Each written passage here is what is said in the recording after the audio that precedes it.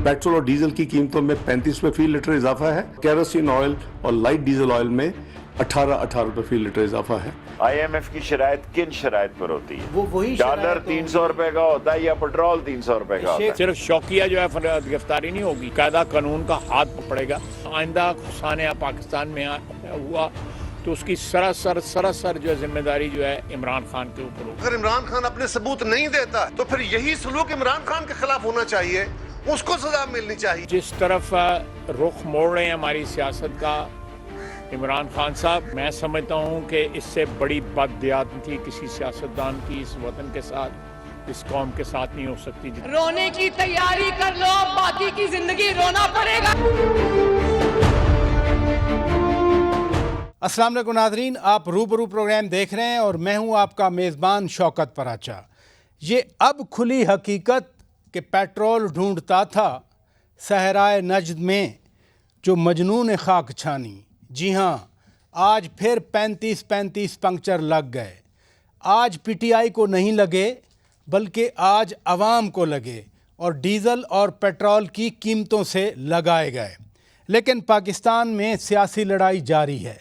आज वज़ीर दिफा ख्वाजा आसिफ ने तो बाकायदा कह दिया कि इमरान खान सियासत को तशद्दुद की तरफ लेके जा रहे हैं, जो उन्होंने आसिफ अली जरदारी साबिक सदर पाकिस्तान पर इल्ज़ाम लगाया।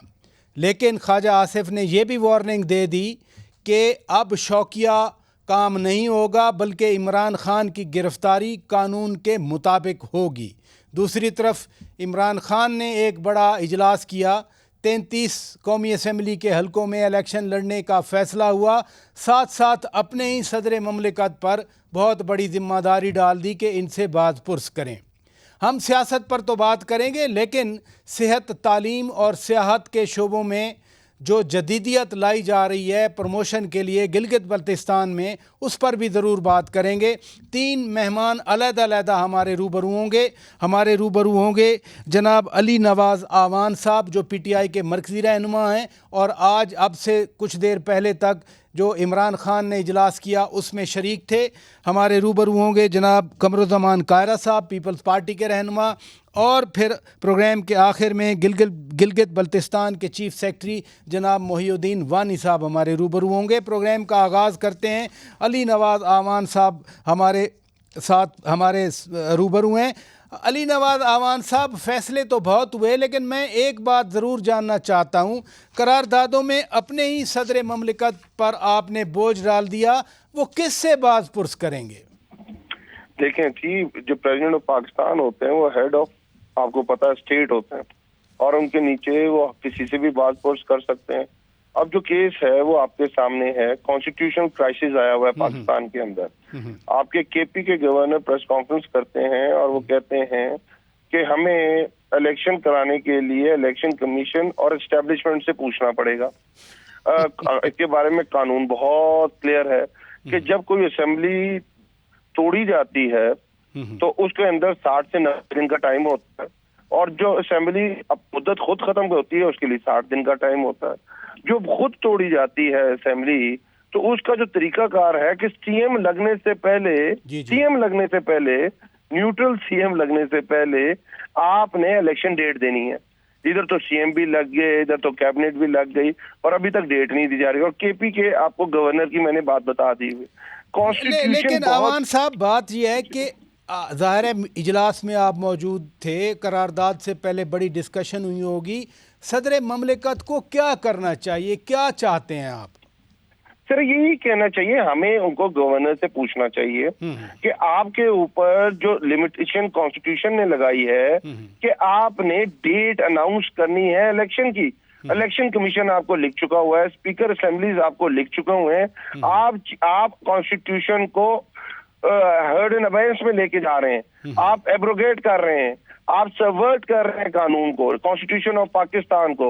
और जब कॉन्स्टिट्यूशन और जी क्या कह रहे हैं पराचा साहब? जी प्लीज जी मैं ये कह रहा हूँ कि उनसे गवर्नर KP से उनको ये बाजबोर्स करनी चाहिए। हम हर एंड पे जा रहे हैं। कल हमारी लाहौर हाई कोर्ट के अंदर हम इसके अंदर पिटीशन लेके गए, अली जफर साहब उसके अंदर पेश होंगे। अच्छा। और लाहौर हाई कोर्ट से कहा जाएगा, उनसे प्रे की जाएगी कि आप ये जो گورنر پنجاب ہیں اور جو سی ایم پنجاب ہیں ان کو نوٹس ایشو کیا جائے, ان سے ڈیٹ لی جائے. جو کانسٹیٹیوشن کہتا ہے کہ 90 دن سے زیادہ نہیں ہو سکتے, 60 اور 90 دن کے اندر کی ڈیٹ چاہیے, سمپل ایز دیٹ. اور صدر سے بھی ہماری یہی التجا ہے کہ آپ نے گورنر سے بات, دیکھیں اس میں ایشو کیا آ رہا ہے, ہم نے کیوں انوالو کیا ہے پریزیڈنٹ آف پاکستان کو. جو گورنر کے پی کی اسٹیٹمنٹ ہے وہ بہت خطرناک اسٹیٹمنٹ ہے. ہماری جو لیکن جو ہماری ملٹری اسٹیبلشمنٹ ہے, صدر مملکت کون سی پاور یوز کریں گے؟ گورنر سے بات پرس کا کیا مطلب ہے؟ یعنی ان کو خط لکھ دیں گے بس؟ سر ان کو بلا سکتے ہیں, ان سے پوچھ سکتے ہیں, ان سے ریٹن رپلائی لے سکتے ہیں. اس طرح تو نہیں ہے, وہ پریزیڈنٹ ہیں, ان کے سائن سے تو آپ کو پتا ہے بہت ساری چیزیں, بہت سارے عہدے نوٹیفائی ہوتے ہیں. وہ سیریمونیل تو نہیں ہے صرف. اگر صدر مملکت 2 ٹرم اگر مجلس شورا میں پارلیمنٹ اور سینٹ لا پاس کر کے بھیجتے ہیں اور اگر صدر سائن نہ کرے تو وہ واپس جاتا ہے. اس کے بعد بھی اگر وہ دوبارہ وہ پاس ہوتا ہے, دوبارہ صدر کے پاس جاتا ہے, تب بھی اس کے لیے ان کو 14 دن کا ٹائم ہے ان کے پاس. تو بہت پاورز موجود ہے صدر کے پاس, اور دنیا مہذب معاشرے میں ہر پاور ایکسرسائز نہیں کرنی ہوتی, کوئی چیز سمجھانے سے بھی سمجھ آ سکتی ہے. اور دیکھیں جو بہت الارمنگ چیز ہے وہ کے پی کے جو گورنر ہے ان کی اسٹیٹمنٹ ہے, اس میں وہ کہتے ہیں کہ جو ڈیٹ ہے الیکشن کی وہ الیکشن کمیشن اور اسٹیبلشمنٹ دے گی. یہ تو پاکستان کی افواج کو سیاست کے اندر شامل کر رہے ہیں, اور اس سے پاکستان کی جو افواج ہیں, پاکستان کی جو اسٹیبلشمنٹ ہے اس کو بدنام کیا جا رہا ہے. یہ کیا طریقہ کار ہے کہ کے پی گورنر آج خواجہ آصف وزیر دفاع ہیں, انہوں نے پریس کانفرنس کی, انہوں نے کہا کہ سابق صدر آصف علی زرداری پر الزام لگا کر عمران خان سیاست کو تشدد کی طرف لے کے جا رہے ہیں. واقعی ایسا ہے؟ پتہ نہیں, مجھے تو خواجہ آصف کو یاد ہے ان کے بیان کہ جب وہ پی ڈی ایم بن رہی تھی تو خواجہ آصف نے ایک ٹی وی شو میں آگے کہا تھا کہ مجھے تو آصف علی زرداری پہ یقین نہیں ہے, وہ پیچھے ہو جائے گا. مجھے تو فاطمہ بھٹو یاد ہے, مرتضیٰ بھٹو صاحب کی بیٹی فاطمہ بھٹو نے الزام لگایا تھا زرداری صاحب پہ مرتضیٰ بھٹو کے قتل کا. جب بی بی شہید ہوئی تھی تو پوری پیپلز پارٹی نے الزامات لگائے تھے, انہوں نے تو خیر نام بھی دیے تھے. تو دیکھیں ہم پہ فائرنگ ہوئی ہے, ہمارے لیڈر پہ 6 گولیاں لگی ہیں, وہ اپنی ایف آئی آر نہیں کٹا سکتا. اور آصف زرداری صاحب کہ ان کے اوپر آج کے لیبل تو نہیں لگا ہوا کہ پاکستان کی سیاست میں وہ تشدد اور یہ قتل و غارت کی سیاست لے کے آئے ہوئے ہیں. آپ سندھ کی پچھلے 20 سال کی سیاست اٹھا کے دیکھ لیں, صرف کراچی کے اندر کتنا خون بہا ہے, حیدرآباد کے اندر کتنا خون بہا ہے, کبھی لسانیت کے نام پر, کبھی فقہ کے نام پہ, اور ہمیشہ کبھی کچھ ہوا کبھی کچھ نہیں ہوا. تو ہم سمجھتے ہیں اس کی پوری انویسٹیگیشن ہونی چاہیے. ہم نے اپنے نام دے دیے ہوئے ہیں اور فیوچر بھی بتا دیا ہوا ہے کہ ہمیں جو اطلاعات آ رہی ہیں کہ آصف زرداری یہ گناہانہ عمل کرنے جا رہے ہیں. خواجہ آصف نے آج ایک طرح کی وارننگ بھی دی, انہوں نے کہا کہ اب شوقیہ کام نہیں ہوگا بلکہ عمران خان کی گرفتاری قانون کے مطابق ہوگی. یہ گرفتاری واقعی اب عملی جامہ پہنانے جا رہی ہے حکومت؟ خواجہ آصف آپ کیا سیریس لیتے ہیں؟ یہ تو وہی ہے نا جو کہتے تھے نواز شریف کو بھی جب پاناما ریویل ہوا تھا, میاں صاحب بس جان دو 10 دن سے لوگ پاناما بھول جان گے. آپ کو یاد ہے نا, اور جب الیکشن آ رہے تھے تب بھی آپ کو یاد ہے کس کو فون کیا تھا انہوں نے, باجوہ صاحب کو, کہ مجھے بچائے میں اپنا الیکشن ہار گیا ہوں. ان کو کیا پتا, یہ سیریس سیاستدان تو ہے ہی نہیں ہے. لیکن یہ صرف خواجہ آصف تک کی بات نہیں ہے. مثلا آپ پاناما کی ایگزامپل دے گئے, مریم نواز شریف صاحبہ کل لندن سے واپس آئی ہیں, وہ تو کہہ رہی تھی کہ نواز شریف کے خلاف سازش کرنے والے تمام کردار انجام کو پہنچ گئے, وہ تو سازش سمجھتے ہیں. دیکھیں مریم نواز, ہمیں تو ان سے یہ پوچھنا چاہیے تھا کہ دنیا کے اندر وہ کون سی 2 سرجریز ہیں جو صرف جنیوا کے اندر ہوتی ہیں. میں تو پریشان ہو گیا ہوں کہ دنیا کے اندر میڈیکل سائنس کہاں سے کہاں پہنچ گئی ہے, اور وہ ہمیں آگے یہ بتا رہی ہیں کہ جنیوا کے اندر ایسی 2 سرجریز ہیں جو پوری دنیا کے نہیں. اب مریم کی تو وہ بھی یہ بھی کہتی تھی کہ میری پاکستان تو کیا, انگلینڈ تو کیا, کہیں بھی جائیداد نہیں ہے. ان کی باتیں تو نان سیریس ہیں. پاکستان کی حقیقت کیا ہے شکوہ, اس کے اوپر بات کی. نان سیریس قسم کے ان کے کمنٹس ہوتے ہیں, اس طرح کے یہ بیانات پاس کر دیتے ہیں. پاکستان کہاں کھڑا ہے آج؟ جیسے اپنے انٹرو میں کہا, آج 35 روپے پیٹرول کی اور ڈیزل کی پرائسز بڑھی ہیں. تباہی پھر گئی عوام کی. آٹا اس وقت 150 روپے, بھائی 150 روپے مہنگا ہو چکا ہوا ہے. बिजली की प्राइसेस ये बढ़ा चुके हुए हैं, आइंदा आने वाले दिनों में और बढ़ेगी। गैस पाकिस्तान में है नहीं, आइंदा आने वाले दिनों में लोड शेडिंग भी बढ़ेगी और प्राइसेस और बढ़ेंगी। पाकिस्तान के अंदर टेररिज्म री इमर्ज कर रहा है, ये है पाकिस्तान की हकीकत। पाकिस्तान के कॉन्स्टिट्यूशन को साइड पे रखा जा रहा है, पाकिस्तान के कॉन्स्टिट्यूशन की गाइडलाइंस को फॉलो नहीं किया जा रहा। जो जमहूरियत को राग लापते हैं, आज पाकिस्तान के कॉन्स्टिट्यूशन को उठा के रद्दी के पेपर में फेंक रहे हैं।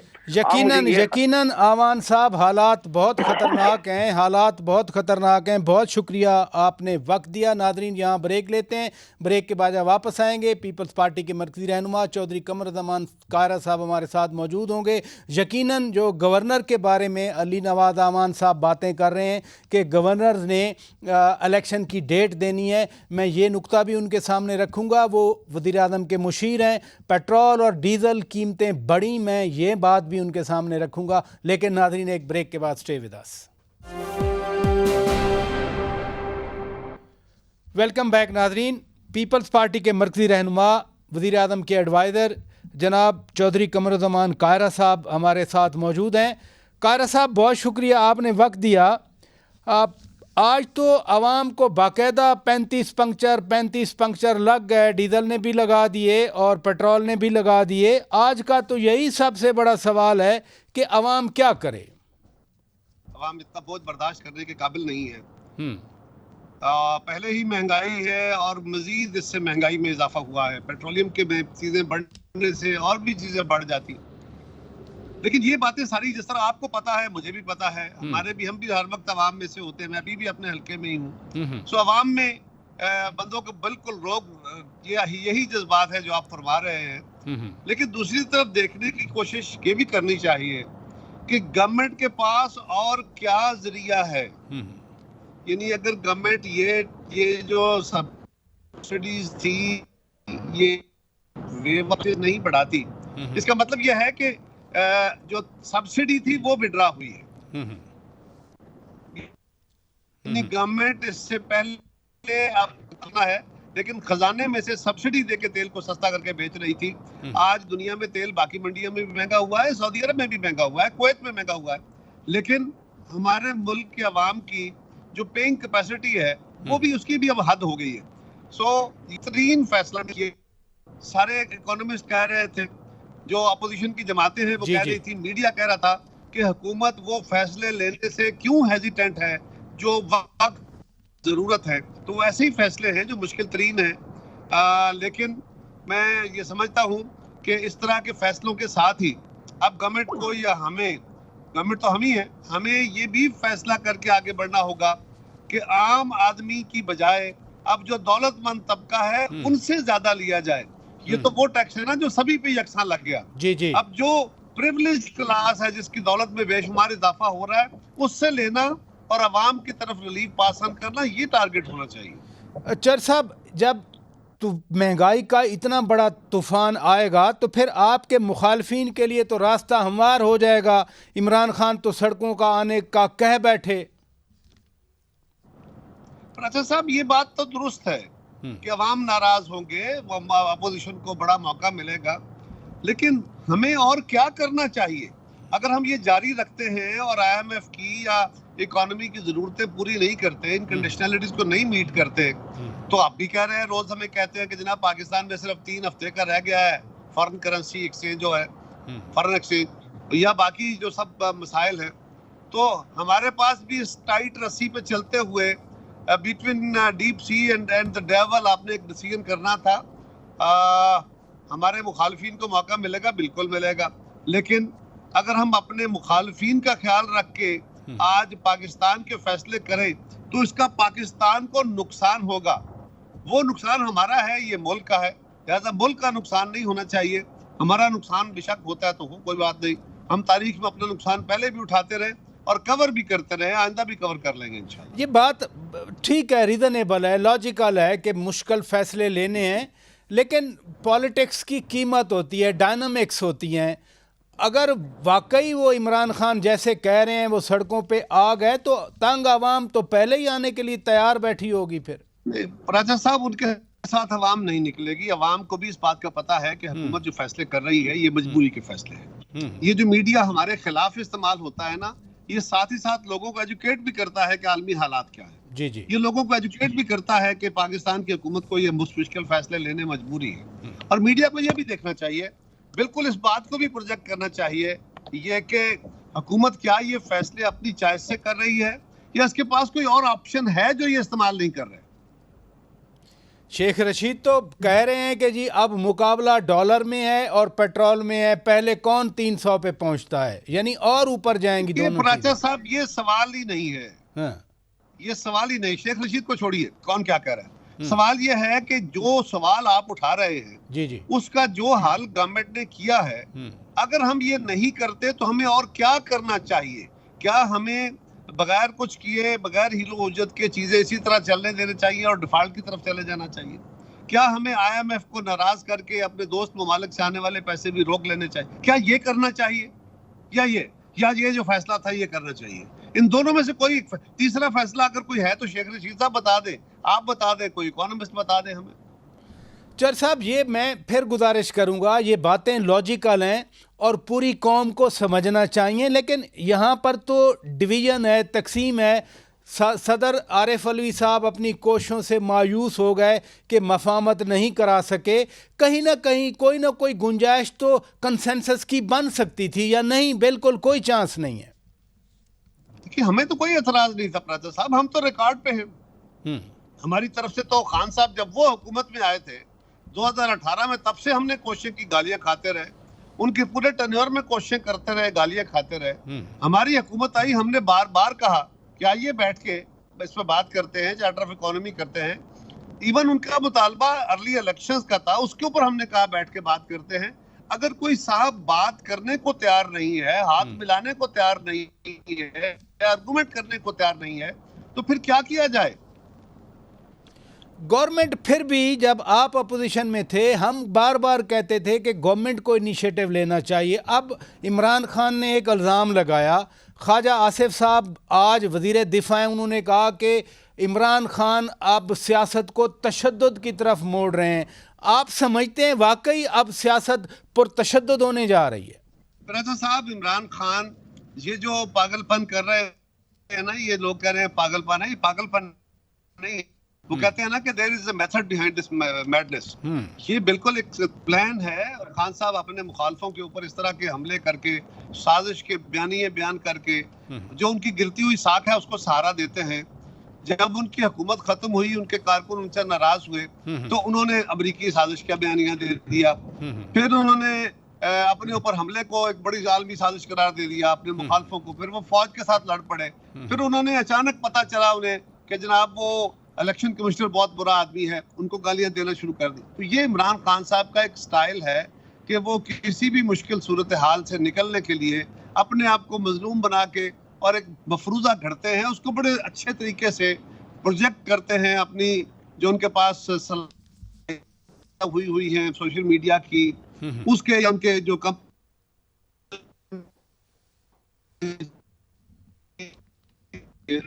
ان کے ذریعے وہ پبلک ول بناتے ہیں. میں نے تو کل بھی اس پہ کہا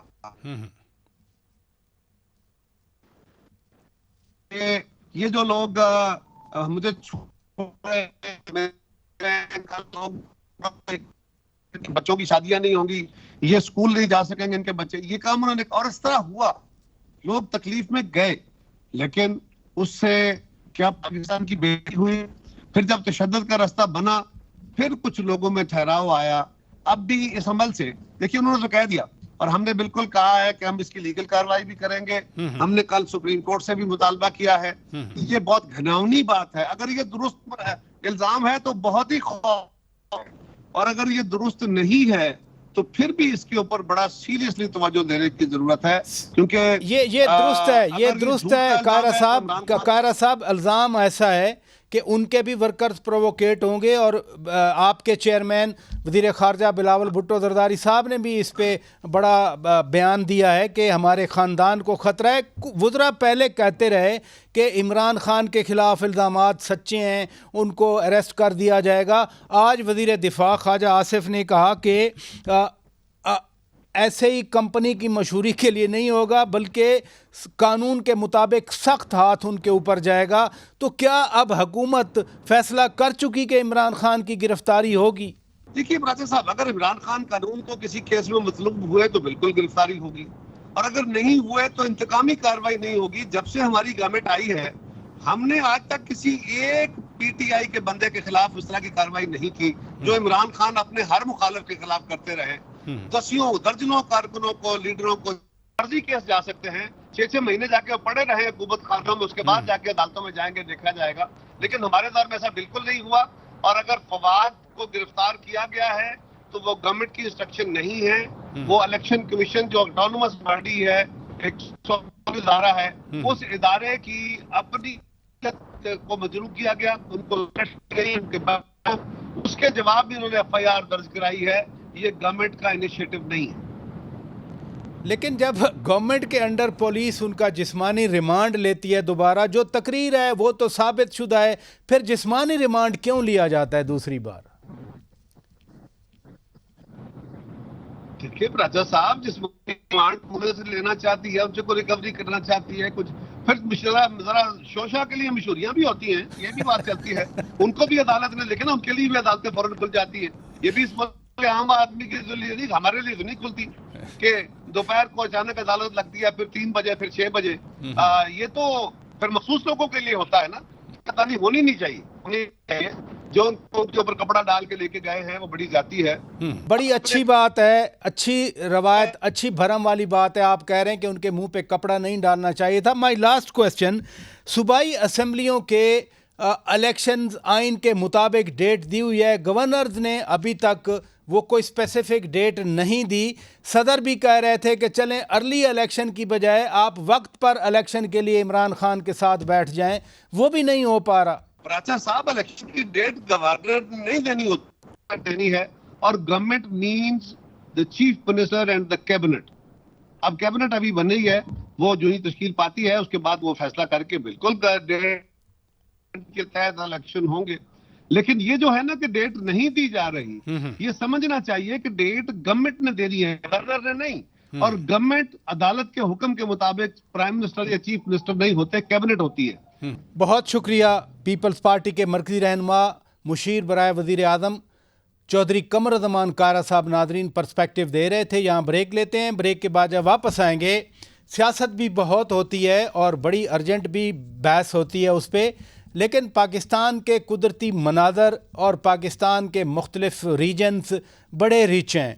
हम गिलगित बल्तिस्तान के हवाले से बात करेंगे, स्पेशली वहाँ पर जो एजुकेशन के लिए, टूरिज़म के लिए, हेल्थ के लिए जो इनिशिएटिव लिए जा रहे हैं। लेकिन नाज़रीन, एक ब्रेक के बाद stay with us. Welcome back नाज़रीन, आप रूबरू प्रोग्राम देख रहे हैं। हम सियासी झगड़ों की बात कर रहे हैं, सियासी लड़ाइयों की बात कर रहे हैं, लेकिन इस मुल्क में तालीम का फ़रोग, सेहत की सहूलियात और ख़ास तौर पर गिलगित बल्तिस्तान जैसे खूबसूरत इलाकों में सियाहत यानी टूरिज़म का फ़रोग हो, तो वो भी मेरे लिए बड़ी अहमियत का हामिल है। और अब हम बात करेंगे, जनाब मोहिउद्दीन वानी साहब, चीफ़ सेक्रेटरी गिलगित बल्तिस्तान हमारे रूबरू हैं। बहुत शुक्रिया, आपने वक्त दिया, एंड इट्स अ प्रिविलेज के गिलगित बल्तिस्तान जैसे हसास एरियाज़ में आप जीबी ड्रीम रोड शो कल मुनक़िद कर रहे हैं। क्या टारगेट्स हैं? तो बेसिकली हमने ये बताना चाह रहे हैं कि पिछले कई सालों से जीबी के बारे में जो पाकिस्तान में और बैनुल अक़वामी मीडिया में मनफी ख़बरें आती थी, human development, security, law and order, poor governance और इस तरह कई सालों से यह सिलसिला चल रहा था। सही था या नहीं था, लेकिन परसेप्शन बहुत ख़राब थी। तो हमने पिछले 1 साल में ह्यूमन डेवलपमेंट और टूरिज़म पे जो इंटरवेंशंस किए हैं और जो उनको हम ग्राउंड पे लेकर आए हैं, और हमने ना सिर्फ इंटरवेंशंस किए बल्कि कंप्लीट किए हैं। हम चाहते हैं कि पाकिस्तान में नेशनल मीडिया, इंटरनेशनल मीडिया और सिविल सोसाइटी इसको देखे और उसको अप्रिशिएट करे और उसको एक्नॉलेज करे और हमें मज़ीद सपोर्ट करे। तो दैट्स द होल पर्पस। एक वक्त था पूरी दुनिया के लोग जीबी आया करते थे, गिलगित बल्तिस्तान में माउंटेनियरिंग के लिए आते थे, सेहत के लिए आते थे। अब क्या सिलसिला है जी? जो समझ में तो जी बहुत बड़ा शो था जी, समझ में बहुत अच्छा। ट्रैकिंग भी हुई اور نیشنل اور انٹرنیشنل وزٹرز آئے. اور انٹرسٹنگلی اس دفعہ سر ونٹرز میں بھی بہت آئے ہیں. ونٹرز میں سر اگر آپ نے دیکھا ہو ہمارے ونٹر فیسٹیول پاکستان کا تاریخ کا سب سے بڑا ونٹر فیسٹیول تھا. 7 ڈسٹرکٹس میں آئس ہاکی اور ونٹر اسپورٹس ہوئی, ونٹر کلچرل ایکٹیویٹیز ہوئی تمام ڈسٹرکٹس میں. People were excited, they were engaged. اور وہ پیس اور ٹرنکولیٹی کا وہ میسج تھا دنیا بھر میں اور خوبصورتی کا جو پاکستان سے پہلے اس لیول پہ نہیں کیا. تو ہم نے وہ کیا ڈسپائٹ پرابلمس کے جو کچھ ہوتے ہیں لاجسٹکس کے اور ٹیدنگ, لیکن اس کے علاوہ الحمدللہ تھنگز آر امپروونگ. یہ G B is shining now. یہ ونٹر فیسٹیول, ونٹر سپورٹس, یہ آئیڈیا ڈیولپ ہوا, بڑے اچھے ویژول ہم یہاں بیٹھ کے دیکھتے رہے. اس کو مزید کیسے پروموٹ کیا جا سکتا ہے؟ وہ مقصد یہ تھا کہ ایک دفعہ ہم اس کو لانچ کریں successfully. Now we are going for partnership, اور ہمیں انٹرنیشنل سپورٹ بھی آئی ہے. ایون کینیڈین ہائی کمشنر نے آ کے ہر ڈسٹرکٹ میں وزٹ کیا اور انہوں نے کہا نیکسٹ ایئر آپ کے ونٹر فیسٹ کو ہم سپورٹ, ٹویٹس بھی کیے. انہوں نے کہا جی نیکسٹ ایئر ہم اس کے ساتھ پارٹنرشپ کریں گے, ہم آپ کو انکریج کریں گے کہ آپ زیادہ, کیونکہ آئس ہاکی آپ کو پتہ ہے ان کے یہاں فیوریٹ اسپورٹ پلے. تو انہوں نے کہا جی ہم ماؤنٹینئرنگ باقی ٹریکنگ میں بھی آپ, اور اس کے علاوہ بھی ہمیں بہت پارٹنرس ملے, کارپوریٹ پارٹنرس مل گئے ہیں جو, کیونکہ سر یہ اسٹیٹ اکیلے نہیں کر سکتی, اس میں بہت ایکٹرز چاہیے ہوتے ہیں. تو الحمدللہ جی اب اس میں ہمارے فائنینشیل سپورٹ بھی اسٹیٹ کے علاوہ پرائیویٹ سیکٹر سے بھی آ گئی ہے. تو نیکسٹ ایئر اس کو ایکسپینڈ کریں گے, اس کا اسپین آف ایونٹس بھی بڑھائیں گے, کیلنڈر بھی بڑا کریں گے اور انگیجمنٹ کا لیول بھی بہت زیادہ کریں گے. اگلے سال آپ ایکسپینڈ کرنا چاہتے ہیں, لیکن ظاہر ہے باہر سے جو لوگ آئیں گے, ٹورسٹ آئیں گے, ان کو ویزا چاہیے. ایک کنسرن آیا تھا 2 ہفتے پہلے کہ ویزے نہیں مل رہے ٹورسٹ کو. یہ جو پرابلمس ہوئی تھی ہم نے ٹیک اپ کیا منسٹری آف انٹیریئر کے ساتھ کہ جو ہکپس ہیں فارن آفس کے ساتھ مل کے انشاءاللہ اس کو ایکسپیڈائٹ کریں گے اور نیکسٹ ٹائم انشاءاللہ انشور کریں گے کہ یہ نہ ہو. ہوتے ہیں پرابلم, پتہ چلا ہے آپ کی بات صحیح ہے, اور بٹ نیکسٹ ٹائم کے لیے ویل میک شیور کہ فیڈرل گورنمنٹ کے ساتھ بہتر کوآرڈینیشن ہو اور نیکسٹ ٹائم یہ پرابلم نہ ہو. اچھا, ٹورسٹ جب کسی بھی ملک میں جائے وہ ظاہر ہے ریلیکس ہونے جاتا ہے, انجوائے کرنے جاتا ہے, اور جو لائف سٹائل ہوتا ہے اس کے مطابق ان کو فیسلٹیز چاہیے, ہوٹلز چاہیے, ان کو ایک ایزی فیل ہونا چاہیے.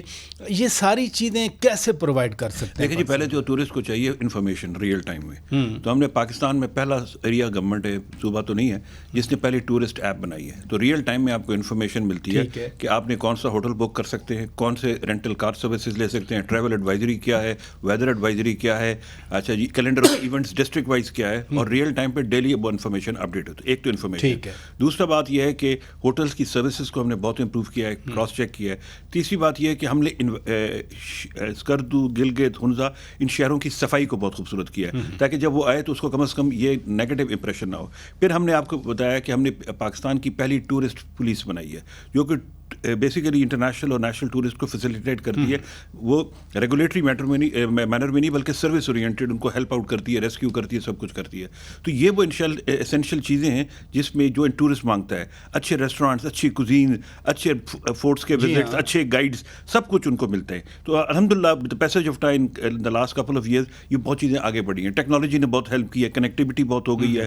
تو اب پچھلے 2-3 سالوں میں آپ دیکھیں ٹورسٹ کے آپ کو کوئی نیگیٹو کامنٹ نہیں آ رہا. ہر کوئی ٹورزم کو اور جی بی کو پروموٹ کر رہا ہے. بٹ ہر ٹورسٹ اتنا پیسے والا بھی نہیں ہوتا. کیا ایڈیکویٹ لیول پر مناسب ریٹس پر ہوٹلز ہیں؟ پہلے ہیں بھی صحیح یا نہیں؟ کیونکہ ہارڈ ایریاز ہیں, اسکردو دیکھ لیں, گلگت دیکھ لیں, ہندا دیکھ لیں, روڈز میں بھی پرابلم آ جاتی ہیں. تو یہ تو ایک بڑا ہولسٹک کام ہے, کیسے کر رہے ہیں؟ دیکھیں ایک تو بات یہ ہے کہ پچھلے 3 سالوں میں مشروم گروتھ ہوئی ہے ہوٹل انڈسٹری کی جی بی میں because of this advent of جو انٹرنیشنل اور نیشنل ٹورسٹ ہے. تو وہاں ہر کیٹیگری کے اچھا ہر کیٹیگری کے مہنگے سے مہنگے ہیں, سستے سے سستے ہیں.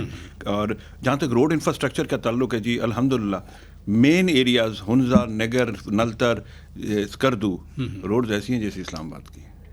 تسلی رکھ, آپ جے ایس آر پہ ٹریول کریں جہاں 8 سے 10 گھنٹے لگتے تھے, فرام اسکردو ٹو گلگت 3 گھنٹے لگتے ہیں. تو اسٹیٹ آف پاکستان نے KKH پہ, انٹرنل روڈز پہ بہت انویسٹ کیا ہے. Unfortunately at the expense of social sector کیا, لیکن بہرحال اس کا بینیفٹ ٹورزم کو ہو رہا ہے. اچھا, سوشل سیکٹر کی آپ نے خود ہی بات کر دی. گورنمنٹس کا تو ویسے پرائرٹی ہوتی ہے کہ روڈز بنائے, انفراسٹرکچر بنائے, بڑی بڑی بریجز بنائے, اور اسپیشلی ان ایریاز میں. آپ نے تعلیم پہ بڑا فوکس کیا ہے, آپ نے بہت انیشیٹو لیے ہیں, یہ بجٹنگ پرائرٹیز کیسے سیٹ کی ہیں؟ اس میں جی کریڈٹ جاتا ہے گورنمنٹ کو, گورنمنٹ کو, چیف منسٹر, ان کی کیبنٹ کو, کہ انہوں نے اس چیز کو سمجھا اور ہماری ایڈوائس پہ, اور ان کا اپنا ویژن بھی یہی تھا کہ ایجوکیشن کو پرائرٹی بنانا چاہیے. تو ہم نے اس سال پچھلے سال کے مقابلے میں اب تک 3 گنا ایجوکیشن اور آئی ٹی پہ خرچ کر چکے ہیں الحمدللہ. اور اس وقت بھی جو ہماری اسپینڈنگ ہے اس میں ایجوکیشن نمبر 1 ہے, 18%, 18.9%. یہ جو بسیں آپ نے چلائیں پنک کلر کی, کہ بچیوں کو اسپیشلی خواتین کو پک اینڈ ڈراپ ملتا ہے, یہ تو بڑی انوویشن ہے. سر انوویشن ہے, کچھ دنیا میں بیسٹ پریکٹسز چل رہی تھیں, لیکن ہم نے اس کو یونیکلی اڈاپٹ اس طرح کیا کہ ہم نے اس کو پیک آورز میں امپلیمنٹ کر دیا, صبح 6 سے 9 اور 1 سے 2. اور اس کا فائدہ یہ ہوا, اس کا اگین فائدہ ایجوکیشن کو ہوا ہے, کیونکہ اسٹوڈنٹس کا ایکسیس امپروو ہوا ہے, ٹیچرس کا ایکسیس امپروو ہوا ہے, اور ان ورکنگ مدرس کا ہوا ہے جو جا کے کئی دفعہ بچیوں کو لینے جاتی ہیں. تو یہ پورا ہولسٹک اس کا امپیکٹ ہے, positive, safety, dignity and free of cost right, تینوں چیزیں ہیں. کانفیڈنس ہے, اور آپ خواتین میں دیکھیے گا کہ they are very happy with this free service, اور اسٹیٹ میں کانفیڈنس آیا کہ اسٹیٹ آئی ہے ان کو ریسکیو کرنے کے لیے, ان کی کمفرٹ کو, ان کی سیفٹی کو اور ان کی ڈگنیٹی کو ریسٹور کرنے کے لیے. 18% بجٹ جب بڑھا تو کورسپونڈنگ انرولمنٹ وہ کتنی بڑی ہے؟ دیکھیے جی, جہاں پہ اسکول میلز جن اسکولوں میں گیا وہاں تو 13 سے 25% انرولمنٹ بڑھ گئی. اچھا جی, اور اوور آل جی بی میں تقریباً 7% بڑھ گئی ہے. جہاں جہاں ہمارے انیشیٹوز پہنچ رہے ہیں وہاں نہ صرف انرولمنٹ بڑھ رہی ہے بلکہ ریٹینشن بڑھ رہی ہے, بلکہ اٹینڈنس بڑھ رہی ہے. سو یہ ملٹیپل بینیفٹس, اور انشاءاللہ اس دفعہ جب آپ رزلٹ دیکھیں گے تو فیڈرل بورڈ کے رزلٹ میں انشاءاللہ رزلٹس بھی بہت امپروو ہوں گے. اور ہم نے ٹیچرس کو انسینٹیو 2 دیے ہیں. ایک ان کی ٹریننگ ہم نے پرائیویٹ سیکٹر سے آغا خان ایجوکیشن فاؤنڈیشن کو انگیج کر لیا, وہ ٹرین کر رہے ہیں. دوسرا ہم نے کہا جو ٹاپ پرفارمنگ اسکولز ہوں گے ان کے ٹیچرس کو 3 اور 2 ایڈیشنل سیلریز کا انسینٹیو دیا جائے گا. تو it's a competition, incentive, hard work, appreciation, ان کی رسپیکٹ. دے ہیو فل, میرے ساتھ تقریباً ہر پرنسپل واٹس ایپ پہ آ گیا ہے, تو مجھے ڈیلی سجیشنز دیتے ہیں, اپنے پرابلمز آئیڈینٹیفائی کرتے ہیں. پاکستان کے پہلے پبلک اسکولز ہیں جہاں روبوٹکس لیب بن گئی, 3D پرنٹرز آ گئے, 10 اسکولوں میں 50 اور آ رہے ہیں. IT پارکس بن گئے, بچے ٹرین ہو رہے ہیں. پرائیویٹ سیکٹر کے ساتھ پارٹنرشپ ہوئی ہے ڈفرینٹ انٹرونشنز میں, جو آ کے ان کو ٹیکنالوجی فیلوز. انٹرپرینورشپ پہلی دفعہ پاکستان میں اسکول کے بچوں کو پڑھائی جا رہی ہے. یہ ماڈل دہلی کا تھا, ہم نے اڈاپٹ کیا, تھوڑی ٹویکنگ کر کے لوکلائز کسٹمائز کیا. بٹ اس کے علاوہ ڈیٹا سائنسز کی امپلائبلٹی کے لیے ہم نے ایک نیشنل کمپیٹیٹو بڈنگ کے ذریعے الحمدللہ نسٹ آ گئی ہے. تو بچوں کو ڈیٹا سائنسز بلاک چین میں ہائی اینڈ ٹریننگ کرائے گی 6 مہینے کی. اور لاسٹلی NCA کا کیمپس آ گیا گلگت میں, اس سے زیادہ انٹریکٹیو بات کی ہے. تو ہم تو روز کوئی نہ کوئی ایک آئیڈیا لے کے چلتے ہیں, اور لیکن کوشش کرتے ہیں اس آئیڈیا کی امپلیمنٹیشن 3 مہینے کے اندر ہو جائے, کیونکہ 3 مہینے بعد نہ اپنا پتہ ہوتا ہے کہ ہم ہوں گے نہ کسی اور کا پتہ ہوتا ہے. یہی بات میرا لاسٹ کویسچن ہے کہ ویسے تو جو پولیٹیکل گورنمنٹ ہوتی ہے یہ اس کے انیشیٹو ہوتے ہیں, یوزلی کہا جاتا ہے بیوروکریسی دلچسپی نہیں لیتی. آپ کیسے انگیج ہو گئے اتنے سارے؟ اس میں ایک مشہور ہے نا آپ کی پولیٹیکل ڈسکورس میں, 1 پیج کی تھیوری, 1 پیج. تو cabinet, the civil service, the technical cadres, the local institutions جتنے بھی ہیں اسٹیٹ کے, ایون دا جوڈیشری, سب اس معاملے پہ سوشل سیکٹر انٹرونشنز پہ 1 پیج پہ. Thank you very much. Mohiuddin Wani صاحب, ناظرین, چیف سیکرٹری گلگت بلتستان ہمارے روبرو تھے. دیگر مہمانوں کا بھی ہم شکریہ ادا کرتے ہیں. اپنے میزبان شوکت پراچا کو اجازت دیجیے. خدا حافظ.